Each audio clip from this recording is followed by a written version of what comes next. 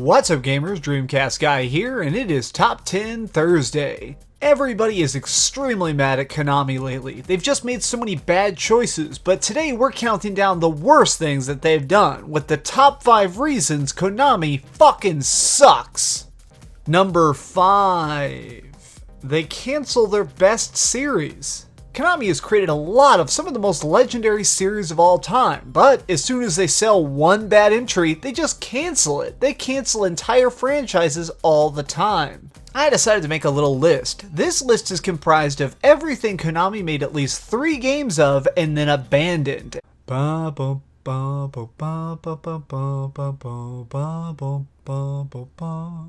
What the hell, Konami? You have officially canceled more series than you currently have going. It seems like you guys are just eager to burn every bridge you can. Number 4. Punishing YouTubers. Now, I don't put this on the list just because I'm a YouTuber. I do it because Konami has been doing some extremely shady stuff. Recently, the YouTuber Super Bunny Hop put up a video showing all the craziness happening inside Konami. They're going on an all-out war against Hideo Kojima. This was quite a controversial video, so much so that Konami just decided to have it forcefully removed. They put a copyright strike against Super Bunny Hop, forcing him to remove it for about a week until legally he was able to put it back up. They are literally to the point where they are just trying to silence people. They just don't care what anyone thinks. They don't even care about bad PR. They just don't care about gamers. Number 3.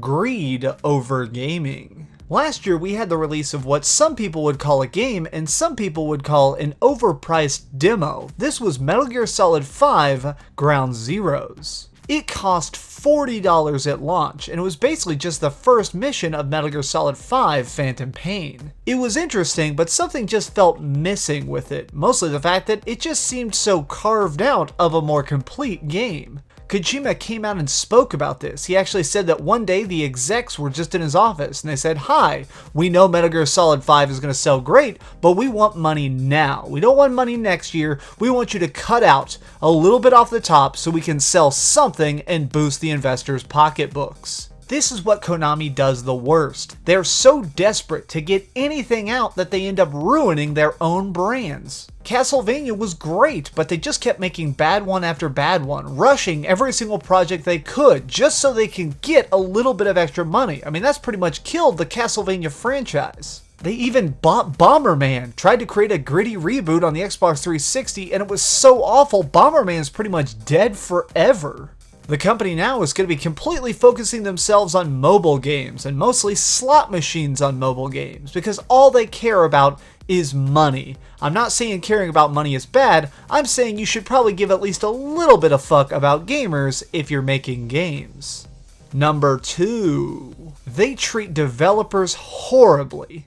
We got news in the last few months that Hideo Kojima, one of the most legendary game directors of all time, is leaving Konami. And when he leaves, he's taking a lot of his developer team with him. Now that Konami knows that they're not going to have access to the Kojima team, they're treating them like shit, making them move their desks, locking fire exits, randomly cutting off the internet, anything they can to just make these people feel like crap, to try and get them to quit.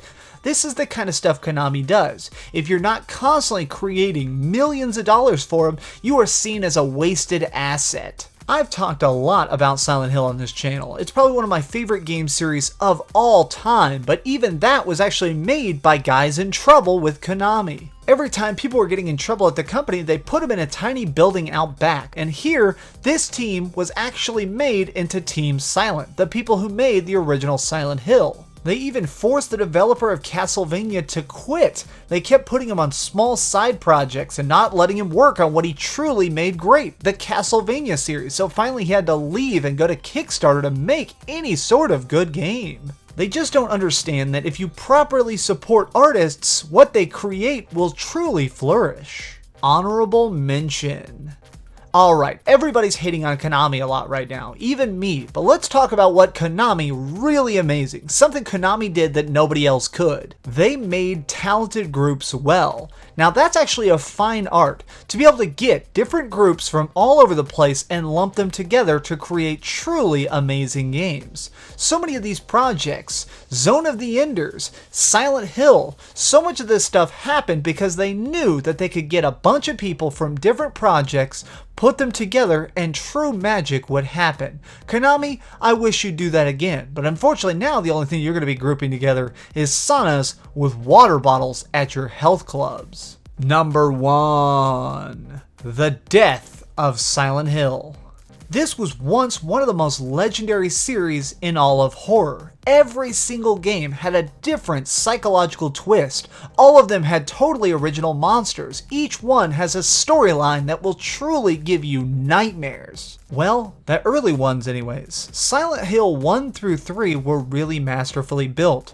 All developed by Team Silent. They all functioned on such a great level. But then when they started trying to do a side project called Room 302, they forced it. They kept wanting more Silent Hill games, so they ended up trying to cobble together Room 302 into the new game called Silent Hill 4, The Room. Konami just got so desperate to make everything they could with the Silent Hill brand. I mean, Downpour is so bad, many fans consider it not part of the series. And let's not even talk about the PlayStation Vita game Book of Memories.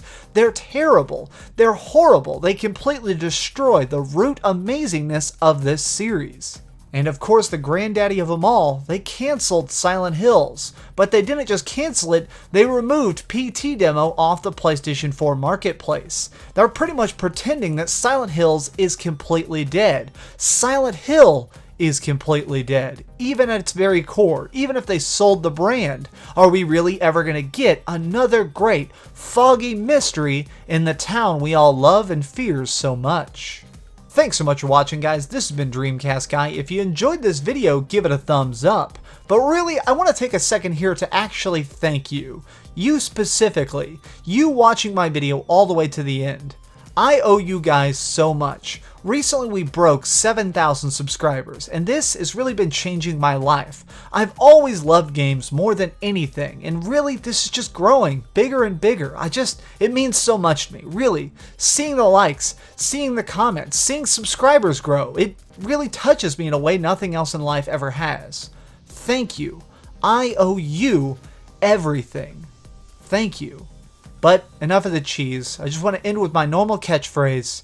Keep dreaming.